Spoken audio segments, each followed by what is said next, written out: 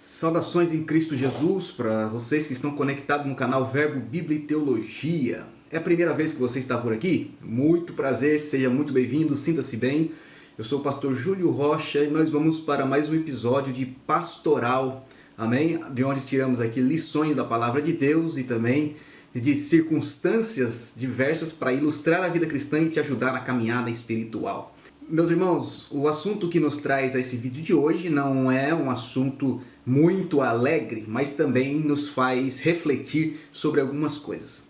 Bom, nós ficamos sabendo agora de manhã que partiu para estar com o Senhor o pastor Po Yong-cho, como foi mais amplamente conhecido, atualmente chamado de David Yong-cho, né? Pastor lá da igreja em Seul, associado aí à Associação Mundial das Assembleias de Deus e pastor pentecostal, né? E ele veio a óbito hoje, estando internado desde junho de 2020, acabou por ter aí uma hemorragia cerebral e por vontade divina, cremos agora está no céu com Jesus. E a nossa meditação de hoje vai basicamente na vida e nas obras desse pastor e o que nós podemos entender aí com esse frutífero e profícuo ministério que Deus deu ao irmão Cho. Antes, porém, nós vamos para a nossa vinheta, são 10 segundinhos, tempo mais que suficiente para que você que não é inscrito se inscreva em nosso canal e também deixe o seu like para ajudar que esse conteúdo chegue a mais pessoas. Nós voltamos já.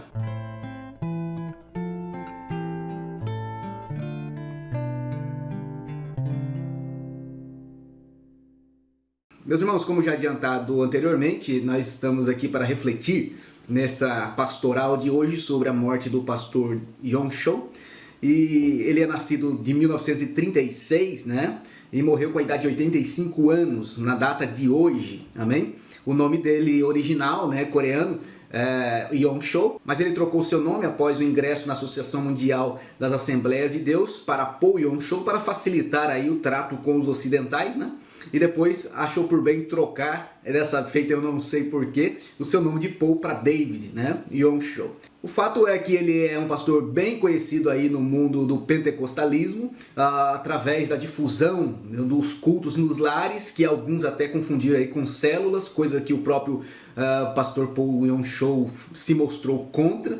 Um pastor conhecido pela sua oração, pela sua devoção, pela sua piedade, amém? Principalmente pelo crescimento, ou pela sua grande igreja que ele cuidava, né? De aproximadamente aí 1 milhão de membros, isso são dados de 2018, e também pela sua visão missionária ao sustentar aí mais de 500 missionários por volta de todo o mundo, em todas as linhas de assistência espiritual e também humanitária, amém? Portanto, são facetas aí de um verdadeiro pentecostalismo. É bem verdade, irmãos, que mesmo sendo um grande pastor, um grande homem de Deus chamado ao ministério pastoral, o pastor Dave ou Po Yong-cho também esteve envolvido em controvérsias. Dentre as suas principais obras, da qual eu destaco aqui o comentário no livro de Apocalipse, que foi o primeiro livro que eu conheci dele, que eu conheci sobre escatologia, que eu li sobre escatologia, e eu tenho guardada comigo aqui até hoje e eu uso, né? Ele também, dentre as suas variadas obras aí, ele tem também algumas coisas controvérsias. O livro dele, da Quarta Dimensão, é um livro extremamente polêmico, que é considerado aí, né, por apologistas como Dave Hunt, MacArthur e também Stanley M. Orton ou até mesmo Paulo Romero, como a indução, uma espécie de xamanismo, uma heresia, né? Aonde, na verdade, ele fala sobre o poder da oração, mas num viés de controle do mundo espiritual para a materialização das coisas, uma coisa meio exótica, né? Meio diferente. Eu confesso particularmente, eu tenho esse livro e confesso particularmente, não me fascina essa teologia, não me fascina essa linha de pensamento, amém? Mas nós temos uma seção de heresiologia aqui na biblioteca e aí ele está ali, amém? Portanto, eu também não julgo, ok? Por questões aí orientais, por questões aí de contexto, né? E também eu não fui a fundo acerca dessa quarta dimensão, porque sinceramente não me seduz esse tipo de matéria. E também não temos muita procura sobre isso ou muito ensinamento sobre isso. Não é um assunto de domínio popular, né? Portanto, é um conhecimento básico que a gente tem e usa aqui quando necessário. Amém? Portanto, eu creio que não é isso que desqualifica o ministério do pastor Dr. Dave Yong-cho. E também ele é criticado por alguns e controverso na questão da teologia da prosperidade, exatamente nesse viés aí da quarta dimensão. Uma outra grande controvérsia que houve acerca do pastor Yong Shou foi a questão aí de desvio de dinheiro, né? Aquela máxima, aquela velha, né? A armadilha que muitos pastores ainda caem, muitos crentes ainda caem. Diz o escritor bíblico que é o amor do dinheiro que faz com que muitos caem em grandes laços de amargura, não é verdade, irmãos? Portanto, ao que consta, né, o Dr. David Yong Shou foi aí acusado, né, de desvio de dinheiro e benefício do seu filho em compra de ações, esse negócio todo, que também não vem ao caso e também não desqualifica o ministério desse piedoso homem de Deus, que, aliás, ao que consta, reconheceu o seu erro com a seguinte frase: na época o meu coração agiu mais rápido que a minha mente. Amém? Ele confessou, eu creio que um homem de oração pediu perdão a Deus sobre isso, com certeza foi perdoado, também não é algo que desabone o seu ministério. Amém, irmãos? Mas com tudo isso que eu trouxe para os irmãos, eu trago também reflexões. Amém? Devemos pensar na vida deste grande homem de Deus como um legado, amém? Não é qualquer um que faz o que esse homem fez. É lógico que é a graça de Deus que possibilita tudo isso, mas a graça de Deus, ela é sinérgica, a graça de Deus, ela é recompensadora.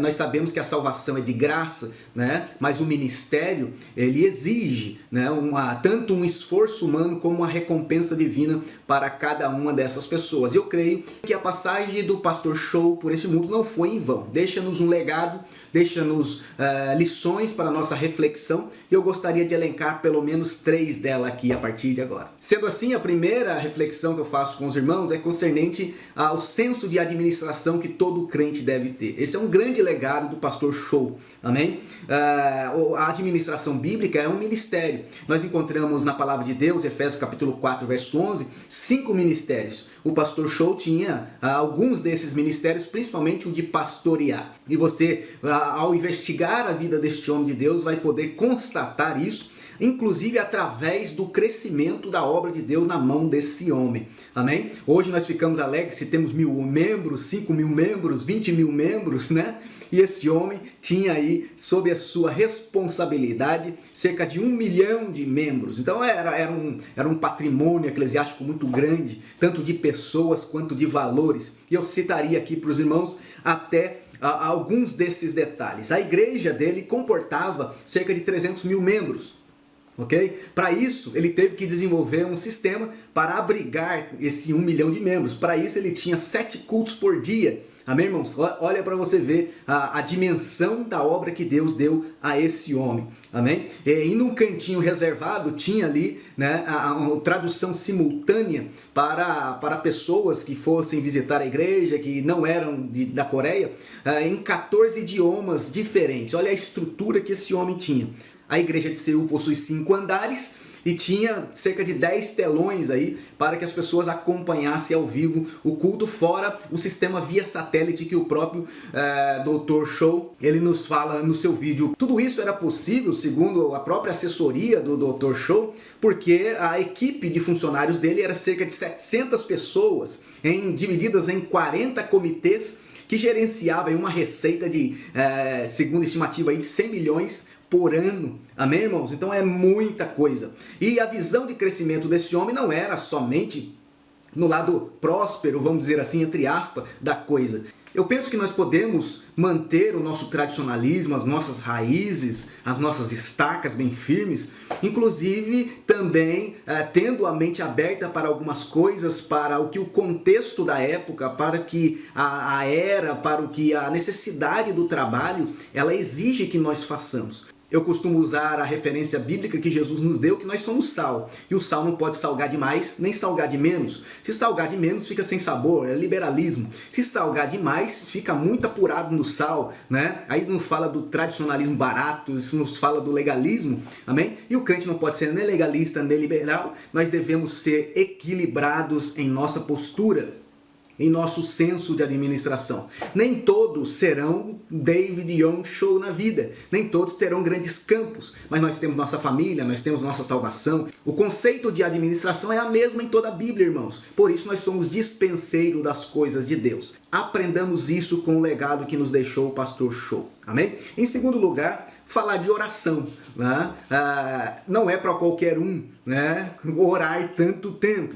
Não é para qualquer um viver uma vida de oração. Eu estou preparando um material para os irmãos, já vai subir na plataforma, sobre um professor que eu tive que falou que é impossível orar o tempo todo. Que é impossível cumprir o item bíblico que Paulo nos recomenda: orai sem cessar. Mas, irmãos, nós vemos que é plenamente possível quando o próprio Dr. Show fala que ele orava 5 horas por dia e que recentemente ele estava orando menos, porque já estava com, né, a idade já tinha chegado, ele estava orando só 3 horas. Ô, irmãos, quem dera nós orarmos pelo menos metade disso por dia. Geralmente, irmãos, no mundo em que nós vivemos hoje, capitalista, onde o tempo é essencial, nós temos todas as coisas cronometradas, não é verdade?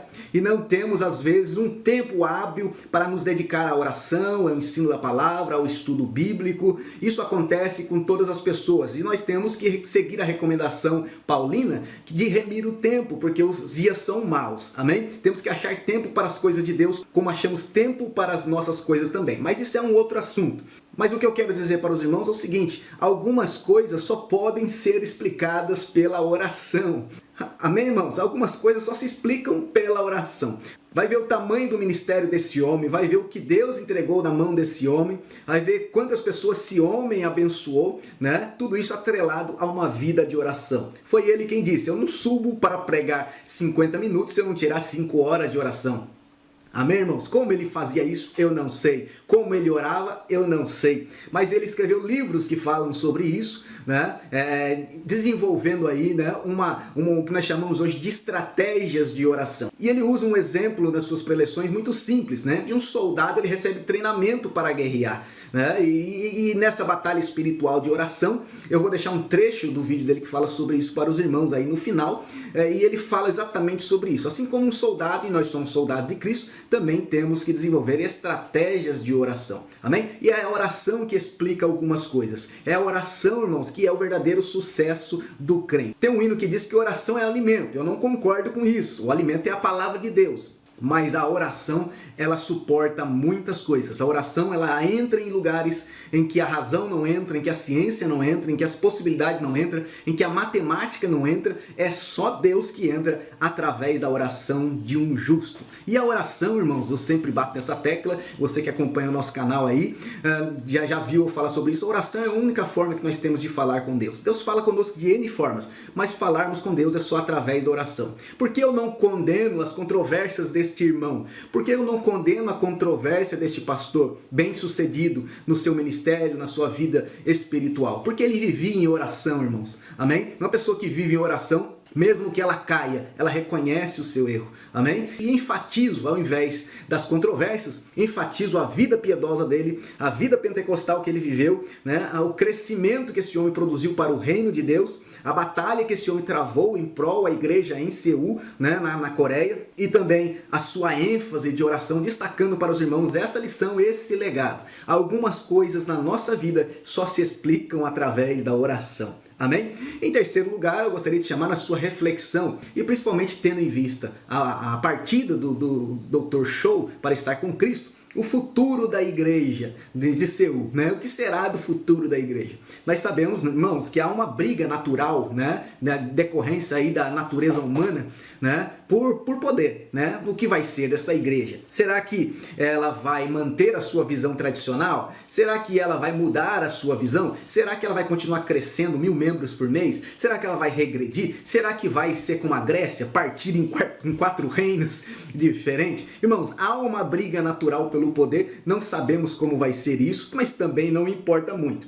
O que eu quero trazer para os irmãos aqui é que essas questões são secundárias, assim como as controvérsias, assim como o erro, assim como o futuro da igreja, são questões secundárias. A igreja é de Jesus Cristo, Jesus cuida da igreja, Jesus está na igreja, João viu, né, o filho do homem andando entre 7 castiçais de ouro, que simboliza a igreja, amém? O que eu enfatizo para os irmãos aqui é que nós devemos deixar de lado as coisas secundárias e seguirmos os bons exemplos e também levar o legado deste pastor adiante. Ele nos mostrou que é possível viver uma vida de oração, ele nos mostrou que a administração é fundamental no reino de Deus e ele nos mostrou que a vida ministerial feita com excelência, ela produz bons, grandes e excelentes frutos para a obra de Deus. Tem uma teologia aí que fala que o importante não é quantidade, e sim qualidade. O Dr. Show vai nos dizer o contrário, que para Deus, que não quer que nenhum dos homens se percam, mas que todos venham ao conhecimento da verdade,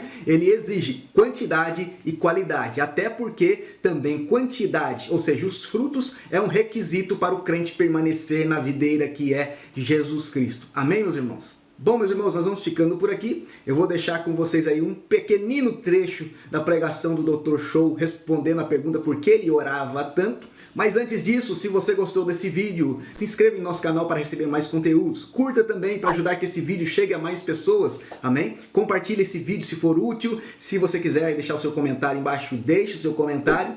Amém? E no mais, que Deus abençoe a sua vida e até o próximo vídeo. Thank you very much. Thank you. Thank you very much. You may be seated, please.